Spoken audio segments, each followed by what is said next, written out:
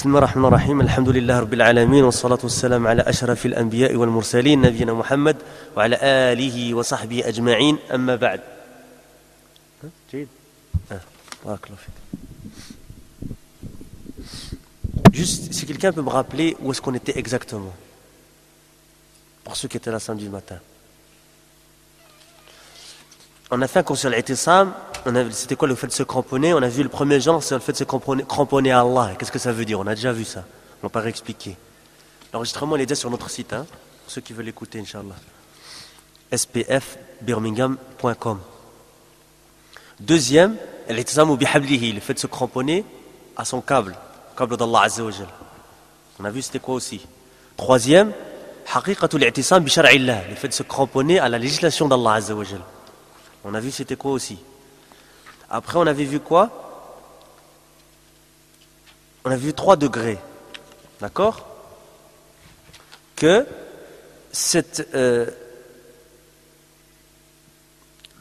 la réalité de l'attachement à la législation islamique, elle se concrétise par 3 choses. La première, c'est l'acceptation du Coran en entier. Hein? Et ça, souvent, on entend ce genre de phrase. Ben oui, on accepte le Coran. Non, accepter tout le Coran, tout c'est ahkam, etc. Que chacun de nous, il accepte tout le Coran. Toutes ces sourates, tous ces versets, toutes ces lettres. L'acceptation de tout ce qui était rapporté de la sunna, de manière authentique, du messager d'Allah sallallahu alayhi wa sallam. Ça, on avait déjà vu aussi. On avait vu deuxième, c'est que les khalaf, ceux qui sont venus après les salafs, se doivent de lier leur compréhension du Coran et de la sunna à la compréhension des salafs. Troisième, c'est que l'action maintenant des khalaf doit être conforme à l'action des salaf. On est d'accord, hein, on passe tout ça, on a déjà vu. On avait vu après les motifs pour lesquels les khalaf doivent se lier aux salaf. On en a vu quelques-uns et c'est là-dessus qu'on s'était arrêté. On a vu le premier.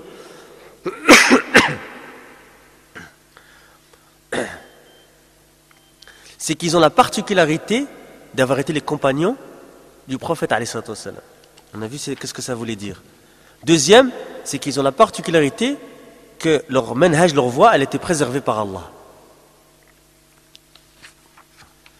Troisième, c'est qu'ils ont la particularité d'être amanatul ummah, la sécurité de la communauté de l'islam contre tout genre de déviation.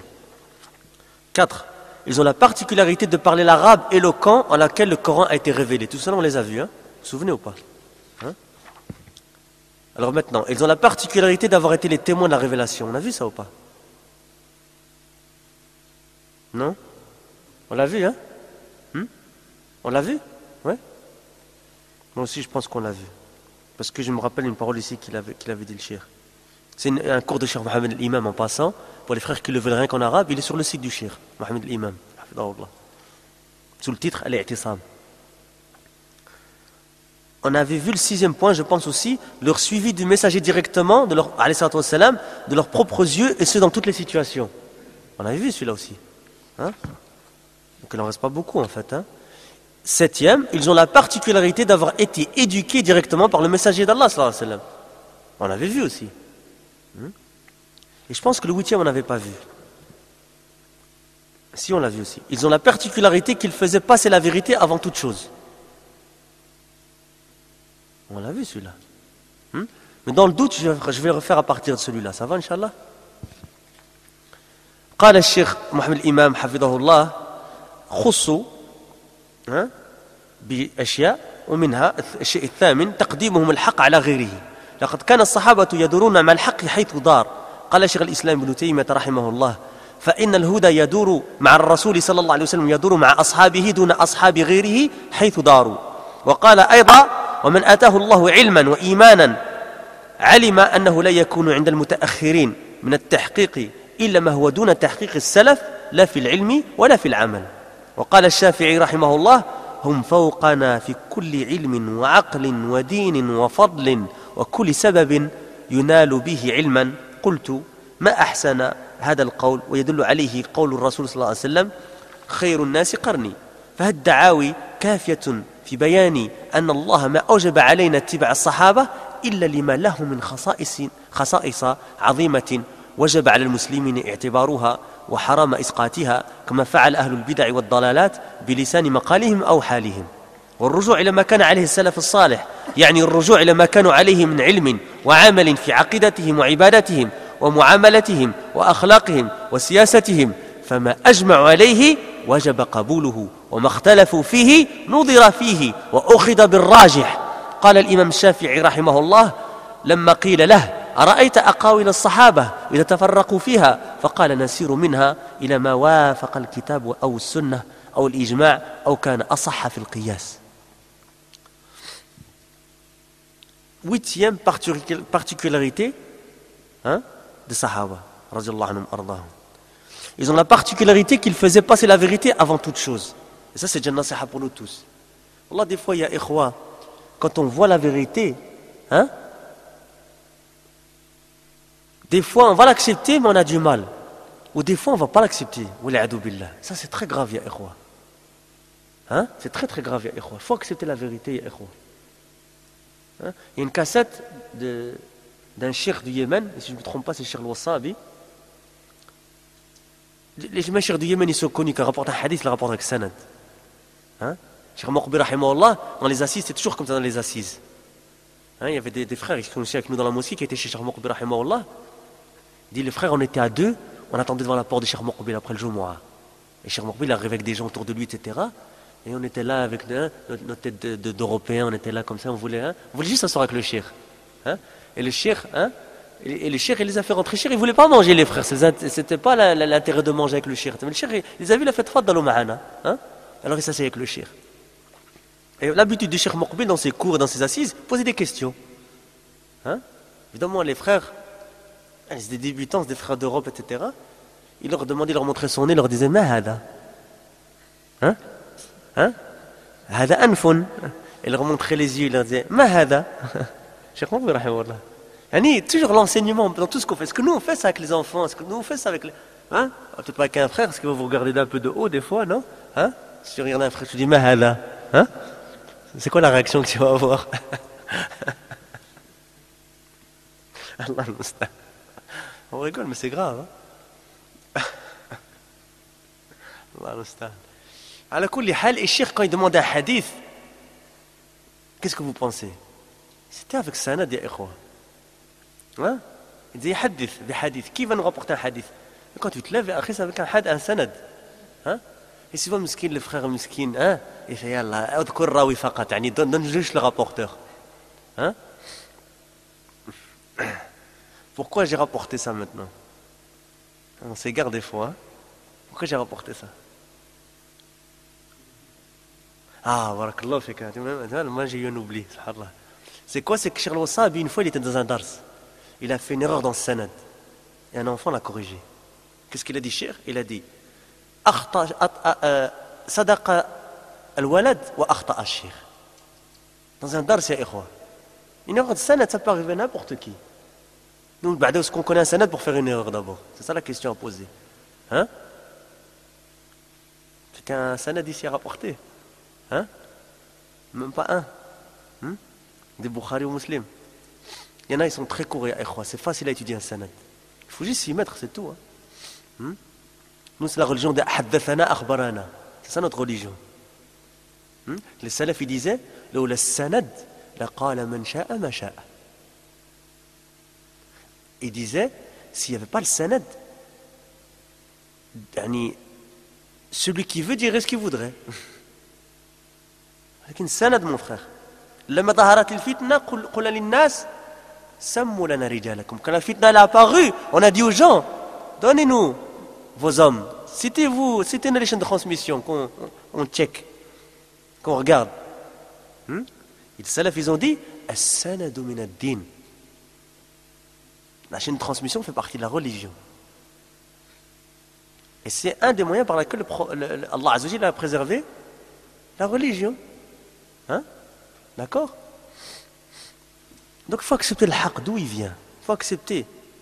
On a vu des très très beaux exemples d'acceptation de la vérité.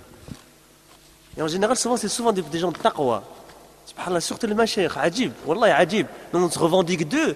Mais que la science qu'ils ont, eux, et le degré qu'ils ont devant les gens, la position, ça ne fait que les rendre plus humbles et meilleurs.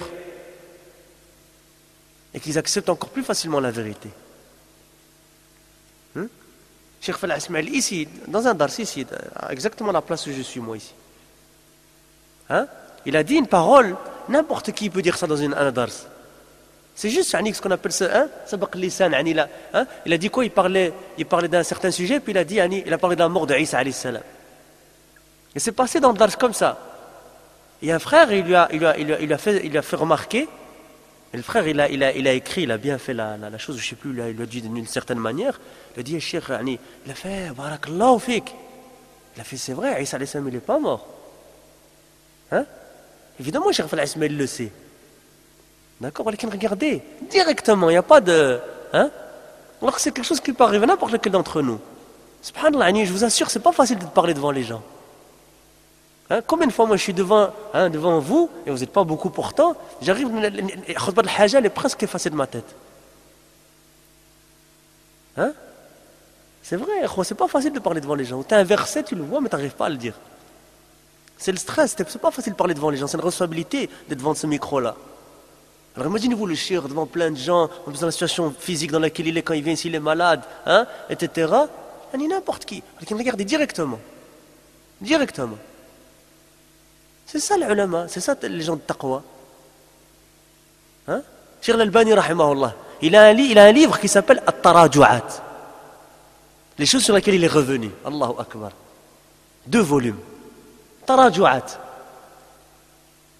Où sont les gens de l'innovation par rapport à ça?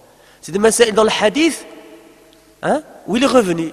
Il disait qu'il était daïf, maintenant il voit qu'il est hassan, parce qu'il a une autre chaîne de transmission qu'il a renforcée, par exemple. Ou le contraire. Il les a classés par chapitre. Du daïf au hassan, ou du hassan au sahih, ou vice-versa, d'accord? Il a fait. Pourquoi? Parce que Cheikh Al-Albani toujours il disait Al-ilmu la yaqbalu al-jumud. L'ilm, il n'accepte pas la rigidité. C'est exactement, regardez ce qu'il vient de dire l'imam. Nous, Al-Sunnah, on est censé tourner avec la vérité là où elle tourne. Nadouru ma'a sunnati haythu darat, comme disaient les salafs. Sunnah, c'est ça, on va là. Sunnah, c'est ça, on va là. C'est ça, Al-Sunnah. Parce qu'en vérité, ikhwa, et ça c'est une question qu'on doit se poser. La vérité, c'est pas la vérité d'Allah. Pourquoi tu l'acceptes pas, alors, akhifillah? Pourquoi tu l'acceptes pas? Qu'elle soit via n'importe qui. Est-ce que c'est pas la vérité d'Allah subhanahu wa ta'ala? Est-ce que notre but à nous c'est pas de satisfaire Allah subhanahu wa ta'ala et plutôt qu'il soit satisfait de nous? Est-ce que c'est pas ça notre but? C'est vrai ou pas? Al-haq, c'est parce que ça vient d'Allah subhanahu wa ta'ala. Pourquoi tu fais rentrer des sentiments comme ça, tu refuses la vérité? C'est dangereux ça, ikhwa. Ça c'est le kibr wal-a'udhu billah. C'est très très grave. Et c'est ce qui a empêché Shaitan de faire sujoud. On revient à ce qu'on a dit tout à l'heure. C'est ce qui a empêché ces gens de faire Shaitan de faire sujoud. C'est quoi? Le kibr. Et voilà le résultat. C'est le haq, ikhwa. Nous, dans notre éducation, on doit éduquer nos enfants à ça. On doit éduquer nos familles à ça. On doit nous éduquer nous-mêmes à ça. Le haq, c'est le haq. Un frère, il vient avec le Coran Sunna, Jazakallah khair. Wallah, normalement, on doit lui embrasser le front. Si vraiment on a compris le manhaj salafi, et attention, d'une sœur à un frère ou d'un frère à une sœur aussi. Ça veut dire si une sœur, elle dit à son mari, ou elle dit à son frère, ou elle dit à un frère même qui n'est pas parmi ses maharim, qu'elle lui dit taqillah, il faut accepter, ikhwa. T'as dit oui, c'est quoi ta preuve? La sœur, elle doit accepter. Et les sœurs entre elles aussi. Et les frères entre eux aussi. Un enfant, un adulte. Un enfant, il te fait nasiha. Combien de fois des enfants, ça n'arrive pas? Et il te dit, Abi, subhanallah. Des fois, on fait des choses sans même faire attention. Abi, tu bois debout.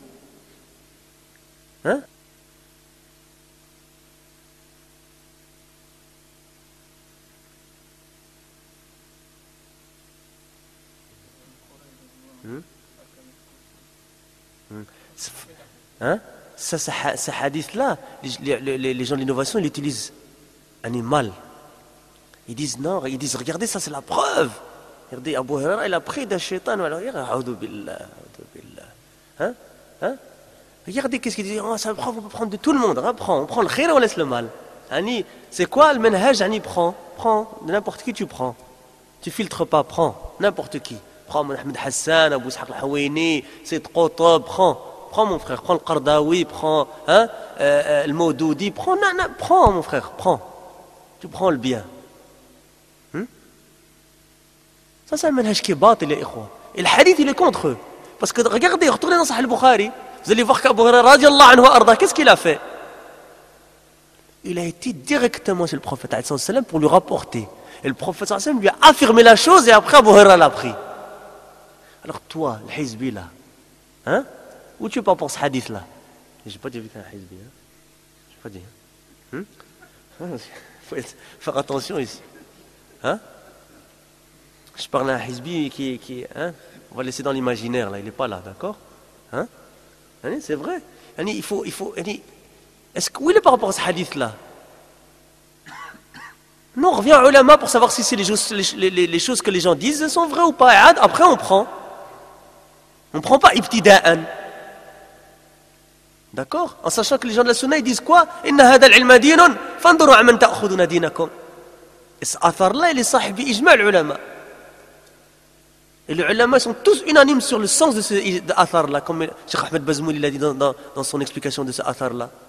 Et Mohamed ibn Sirin fait partie des kibar tabi'in qui a rencontré parmi les grands sahaba radiyallahu anhum wa ardahum, radiyallahu anhum wa ardahum.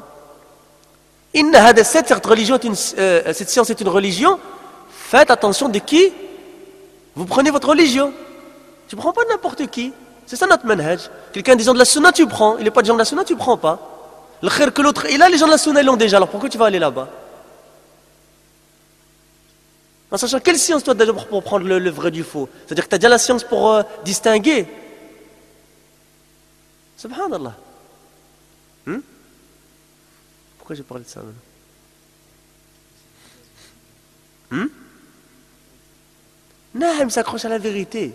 Le haq, c'est le haq. Naam, ils acceptent nasiha. Pourquoi j'ai rapporté cette mas'ala ici maintenant? C'est parce que les hizbin, ils utilisent ça comme shubha, attention. Ils utilisent toujours des preuves, mais ils les utilisent à mauvais escient. C'est pour ça que c'était la preuve, en réalité dans la preuve, il y a toujours quelque chose qui est contre eux. Et pour ça, il faut revenir aux compréhensions des ulama. Et à la fin, qu'est-ce qu'il a dit le prophète dans le hadith?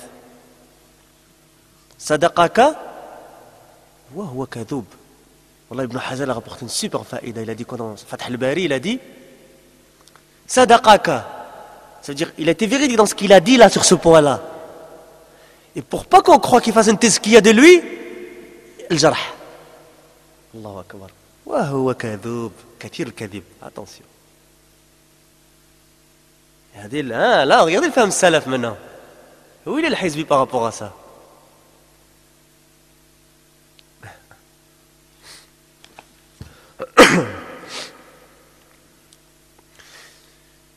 Cheikh l'Islam Ibn Taymiyyah a dit rahimahullah, la guidance tourne avec le messager d'Allah là où il tourne. Et elle tourne là où ses compagnons tournent. Et ceci n'est pas vrai pour les compagnons d'autres que lui, alayhi salatu wassalam. Et il dit également, celui à qui Allah a donné la science et la foi, c'est que ce que les dernières générations auront comme précision sera toujours en dessous de ce que les salafs ont eu. Et ce que ce soit dans la science ou dans sa mise en application. Et Shafi'i rahimahullah a dit, ils sont supérieurs à nous dans toute science, toute raison, tout point de la religion, toute préséance et tout moyen d'acquérir la science ou d'atteindre une guidance. Et leur avis est pour nous préférable à notre propre avis. Je dis, c'est-à-dire chez Mohamed Imam, quelle belle parole que celle-là. Et cela a été indiqué dans la parole du messager d'Allah sallallahu alayhi wa sallam, les meilleurs des gens sont ma génération. Je pense que ces motifs sont, incha'Allah, suffisants pour mettre en évidence qu'Allah ne nous a rendu obligatoire de suivre les compagnons, radiyallahu anhum, que pour ces particularités importantes. Il incombe à tous les musulmans de les prendre en considération et de savoir l'interdiction de les faire tomber comme les gens de l'innovation et de l'égarement l'ont fait, comme on peut l'entendre de leur bouche ou de le voir de par l'état dans lequel ils se trouvent. Parce que des fois, les gens de l'innovation, ils ne le disent pas, mais rien que de leur situation, tu vois que ils font tomber cette chose-là. D'accord? Le fait de revenir au plus prédécesseur, c'est revenir à ce sur quoi ils étaient dans leur croyance, leur adoration, leur comportement, leur transaction et leur gestion. Il n'y a pas, comme certains frères, ils croient peut-être que Salafia, c'est juste dans la aqidah, el manhaj, etc. Et après, tu peux, pour être poli, arnaquer les gens. Non, c'est pas vrai ça. Ça, c'est pas vrai ça. l'adl dans toute chose, l'équité dans toute chose. C'est sur quoi ils étaient unanimes, il est obligatoire de le prendre, et c'est sur quoi ils ont divergé, on regarde et on prend l'avis le plus fort. L'imam Shafi'i, rahimahullah, répondit lorsqu'il fut questionné sur les paroles des compagnons, lorsqu'elles divergent sur un point. Qu'est-ce qu'on fait? Eh bien, nous en suivons ce qui est conforme au Coran ou à la Sunna, ou à l'unanimité, l'ijma', ou ce qui est de plus correct en termes d'analogie, qui est ce qu'on appelle en arabe le qiyas. Et le qiyas, c'est une preuve en islam, comme l'a prouvé Cheikh Shinqiti, rahimahullah, dans un de ses livres très connus de Usul Fiqh et dans son tafsir. Tafasil l'i'tisam billahi wa hablihi. Les détails de l'attachement à Allah et au câble d'Allah. Inna l'i'tisam bi dinillah yatahaqqaqu fil muslimi bi umurin 'azimatin jalilatin nadhkuru minha ma ya'ti. On a presque fini, Inch'Allah. Al-ihtimam bi ta'allum al-'ilm ash-shar'i. Encore une fois, l'ilm. الأمة الإسلامية أمة رسالة ربانية وشريعة إلهية خلق الله البشر من أجل تعلمها وتعليمها. قال تعالى: الذي خلق 7 سماوات ومن الأرض مثلهن يتنزل الأمر بينهن لتعلموا أن الله على كل شيء قدير وأن الله قد أحاط بكل شيء علما. سورة الطلاق. ولا قدرة للأمة على العمل بشيء من هذه الرسالة إلا بعد التعلم، ولهذا قال تعالى: فاعلم أنه لا إله إلا الله واستغفر لذنبك. قال البخاري رحمه الله في كتاب العلم: باب العلم قبل القول والعمل. واستدل بهذه الآية: فيجب على كل مسلم ومسلمة تعلم ما أوجب الله عليهم أن يعملوا به، وإلا كان عملهم مشتملا على ما لم يشرعه الله. فما أشد الحاجة إلى العلم النافع. قال الإمام أحمد: الناس يحتاجون إلى العلم مثل الخبز والماء، لأن العلم يحتاج إليه في كل ساعة والخبز والماء في كل يوم. Les détails de l'attachement à Allah et au câble d'Allah, le cramponnement à la religion d'Allah se concrétise pour le musulman par des choses importantes qui sont les suivantes. Donner de l'importance à la science de la législation de l'islam. La communauté de l'islam est une communauté qui a reçu un message céleste et une législation divine. Allah a créé les gens pour qu'ils l'apprennent et l'enseignent. La traduction du sens de la parole d'Allah dit: Allah qui a créé les 7 cieux et autant de terres. Entre eux, son commandement descend, afin que vous sachiez qu'Allah est en vérité omnipotent et qu'Allah a embrassé toutes choses de son savoir. Surat Al-Talaq, verset 12. La communauté de l'islam n'a de capacité d'appliquer quelque chose de cette révélation qu'après l'avoir appris. Comment tu veux l'appliquer si tu ne l'as pas appris? Allah, sache donc, la traduction du sens de la parole d'Allah dit: sache donc qu'en vérité, il n'y a point de divinité à part Allah, et implore le pardon pour ton péché. Surat Muhammad, verset 19. L'imam Bukhari, rahimahullah, a dans son Sahih, livre de la science, avant la parole et l'action, utilisé ce verset comme preuve. Il est donc obligatoire pour chaque musulman et chaque musulmane d'apprendre ce qu'Allah leur a rendu obligatoire de faire comme action, sinon il y aura dans leurs actions ce qu'Allah n'a pas légiféré. Vous voyez, si tu n'apprends pas, qu'est-ce qu'il risque d'avoir? Dans ce que tu fais, il y a des choses qui ne sont pas légiférées. Le besoin d'apprendre la science islamique est donc bien grand. L'imam Ahmed, qu'Allah lui fasse miséricorde, a dit: les gens ont besoin de la science comme ils ont besoin de pain et d'eau, car la science, on en a besoin à chaque moment, et le pain et l'eau, on en a besoin chaque jour. وإذا أردت أن تزداد معرفة بعظم تعلم الكتاب والسنة وخطر الجهل فدونك كلام الإمام ابن القيم رحمه الله في مفتاح دار السعادة. قال: إن كل صفة مدح الله بها العبد في القرآن فهي ثمرة العلم. الله أكبر. Regardez les paroles des salaf.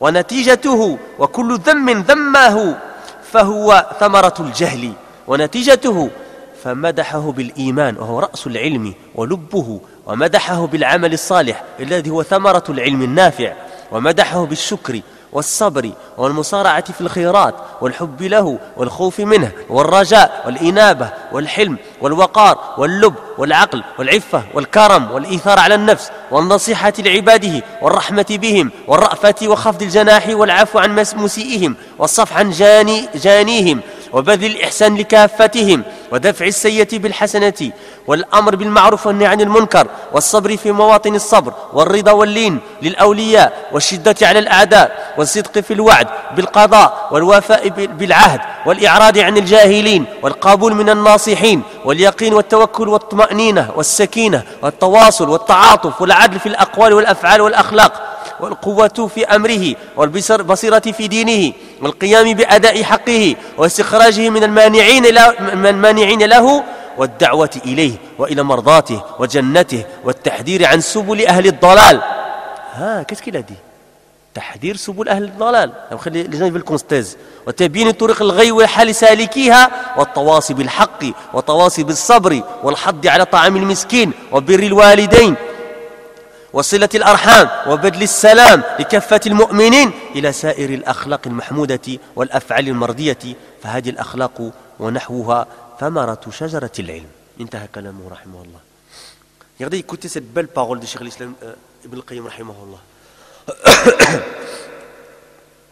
Si tu veux en savoir plus sur la grande importance de la science du Coran et de la Sunna et du danger de l'ignorance, écoute donc la parole de l'imam Ibn al-Qayyim rahimahullah dans son livre Miftah Dar al-Sa'ada. Regardez que le titre du livre, 3 volumes. La clé de la demeure du bonheur. Volume 1, page 381-382. Chaque attribut de l'adorateur dont Allah a fait l'éloge dans le Coran est le fruit et le résultat de la science. Et chaque blâme qui lui a été fait n'est que le fruit et le résultat de l'ignorance. Allah a fait l'éloge de sa foi et elle est le capital de la science et son cœur.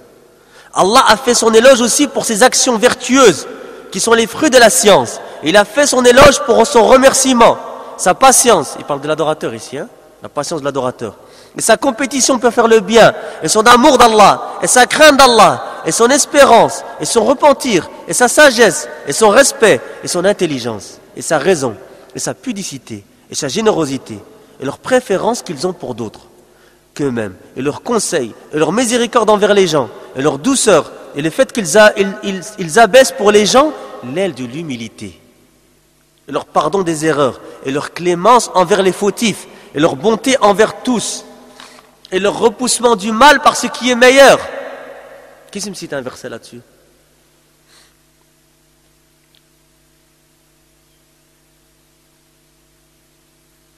En arabe, le verset. ولا تستوي السيئة ولا الحسنة ادفع بالتي أحسن فإذا الذي بينك وبينه عداوة كأنه ولي حميم. Cheikh Al-Uthaymin, il a dit, rahimahullah, dans le tafsir de ce verset-là, il a dit que quand quelqu'un te fait du mal, tu repousses ça par quelque chose qui est meilleur.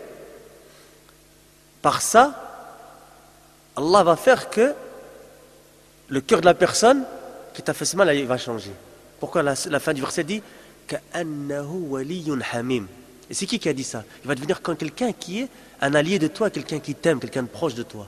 C'est qui a dit ça? C'est Allah qui tourne les cœurs. Et c'est Allah qui dit que si tu fais ça, mais son cœur va devenir comme ça envers toi. Regardez l'islam, ya ikhwa. Et les kuffars, ils peuvent critiquer jour et nuit l'islam. L'islam, il est parfait. L'islam, il est beau. L'islam, il est excellent. L'islam, c'est la religion d'Allah. C'est ce pourquoi Allah nous a créés. Regardez les hauts degrés dans le comportement dans lequel on arrive quand on s'attache à la sunna. Mais on ne peut pas arriver à ça sans ilm. On ne peut pas, ya ikhwa. فَإِذَا الَّذِي بَيْنَكَ وَبَيْنَهُ عَدَاوَةٌ, une haine, une inimitié, كَأَنَّهُ وَلِيٌّ حَمِيمٌ. ادفع بالتي أحسن. الله أكبر. Donc on a dit le repoussement du mal par ce qui est meilleur et leur enchaînement au bien et leur réprobation du mal et leur patience quand il le faut et leur acceptation et leur douceur envers les alliés d'Allah et leur dureté envers ses ennemis et leur véracité en tenant les promesses et la tenue de leur engagement et leur éloignement des ignorants et leur acceptation lorsqu'ils sont conseillés et leur certitude et leur placement de la confiance en Allah et leur apaisement et leur calme et leur préservation des liens, et leur compassion mutuelle, et l'équité dans leurs paroles, leurs actions et leurs comportements, et leur force dans la mise en application de l'ordre d'Allah, et la clairvoyance dans sa religion, et l'acquittement du droit d'Allah, et leur extraction du droit d'Allah de ceux qui ne veulent pas s'en acquitter, et leur appel à lui, et à son agrément, et à son paradis, et à leur mise en garde contre les voies des gens de l'égarement. Regardez Ibn al-Qayyim. Combien de siècles entre nous, Ibn al-Qayyim, rahimahullah? Combien de siècles? 2, 3? Quelle année il est mort, Ibn al-Qayyim, rahimahullah?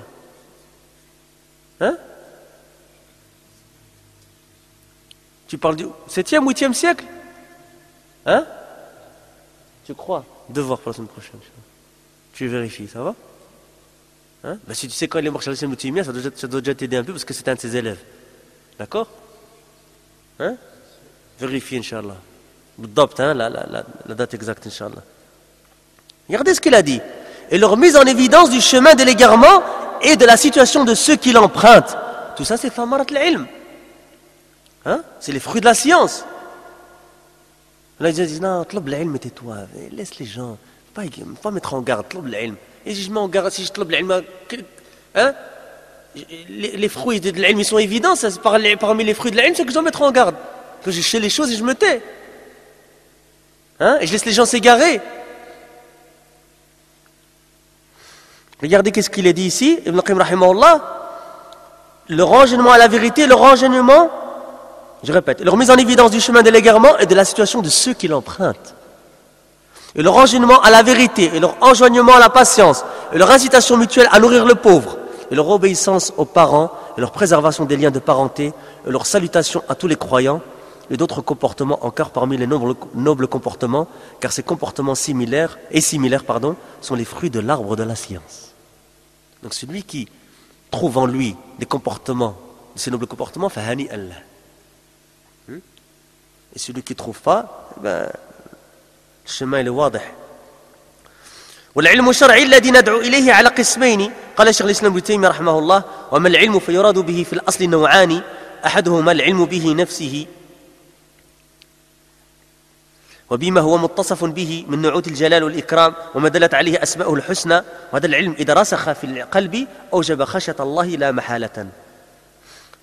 والنوع الثاني يراد بالعلم بالله العلم بالأحكام الشرعية لقول الرسول صلى الله عليه وسلم ما بال أقوام يتنزهون عن أشياء أترخص فيها والله إني لأعلمكم بالله وأخشاكم له فجعل العلم به والعلم بحدوده.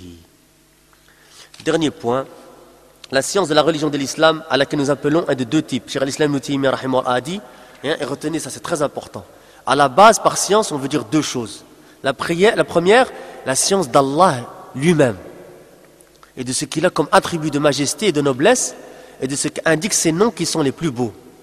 Et regardez ce qu'il dit Cheikh. Cette science, c'est qui? Ibn Taymiyyah rahimahullah. Cette science, elle est enracinée dans le cœur, elle rend obligatoire la crainte d'Allah et sans aucun doute. Wallahi sadaq. Hein? Cheikh Abd al-Badr, il a un livre qui s'appelle Asbabu ziyadat al-iman wa nuqsanihi. Les causes pour augmenter la foi, l'augmentation de la foi et la diminution de la foi. Premier chapitre, augmentation de la foi. Plus grand sabab, hein, le top dans les asbab, c'est quoi? L'ilm, ilm al-asma al-sifat. Pourquoi? Parce que c'est la science des noms attributs d'Allah subhanahu wa ta'ala. Donc tu connais ton Seigneur, tu connais ton Créateur. Et donc ça, c'est à quoi vous l'avez dit ici très justement? S'il est enraciné cette science dans le cœur, la science correcte d'Al-Sunnah al-Jama'a, elle rend obligatoire, elle donne comme fruit quoi? Obligatoirement la crainte d'Allah subhanahu wa ta'ala. Est-ce que tu sais qu'est-ce que ça veut dire qu'Allah sami'un, basirun, alimun, qadirun, subhanahu wa ta'ala? La deuxième sens du mot science, on veut dire par science d'Allah. Donc on a dit la première, on sait c'est quoi, les noms attributs d'Allah. Et la deuxième, c'est par science d'Allah, la science des jugements de la législation. Et sans raison d'apport du messager d'Allah sallallahu alayhi wa sallam, regardez le hadith qu'il a été chercher le cheikh. Qu'en est-il de certains qui s'abstiennent des choses que je fais? Par Allah, je suis le plus savant d'Allah. C'est-à-dire, la législation d'Allah.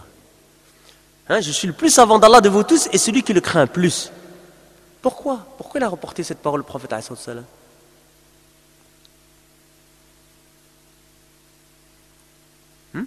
Qu'en est-il de certains qui s'abstiennent de choses que je fais? C'est un hadith très très connu. C'est pas les trois qui sont venus voir l'adoration du prophète sallallahu alayhi wa sallam et qui a dit moi je ne vais pas me marier, l'autre il a dit je ne vais pas, moi je vais pas dormir, je prie toute la nuit, le troisième qu'est-ce qu'il a dit? Je vais jeûner, je vais et je vais pas rompre le jeûne. Par Allah, je suis le plus savant d'Allah de vous tous et celui qui craint le plus. Donc il a appelé la science d'Allah. Il a rendu la science d'Allah comme étant la science de ses jugements, de ses limites. Fin de citation. On a fini le cours. Jazakumullah khairan et barakallahu fikum pour votre patience. Je vous rappelle un athar qui est rapporté par l'imam Muslim dans son Sahih sur la patience dans l'ilm, dans la fatigue dans l'ilm. Il a rapporté de عن يحيى بن أبي كثير رحمه الله أنه قال لا ينال العلم براحة الجسد. Dans une autre riwaya لا يستطاع العلم براحة الجسد ou براحة البدن. Cheikh Muqbil le citait souvent رحمه الله, il disait la science n'est pas possible avec le repos du corps. Nous on veut tout. Hein? On veut dormir jusqu'à midi, vite faire le wudu, courir à la mosquée, rentrer à la maison faire une sieste. Hein? Ah, ils vont dire c'est sunna. Hein? Hein? Mais le rester le matin, c'est pas sunna. Comme le professeur a dit, Allahumma barik li ummati fi bukuriha. Il a demandé la baraka pour sa communauté dans le matin, quand c'est tôt le matin. Nous on veut tout, c'est pas possible, les ikhwa. Cette dunya, on va la quitter un jour ou l'autre. Donc, il faut profiter du temps qu'on est dans cette dunya. Jazakumullahu khairan, sallallahu azza wa jalla lana wa lakum at-tawfiq wa as-sadad. Wa subhanaka Allahumma bihamdik ashhadu an la ilaha illa anta astaghfiruka wa atubu ilaik.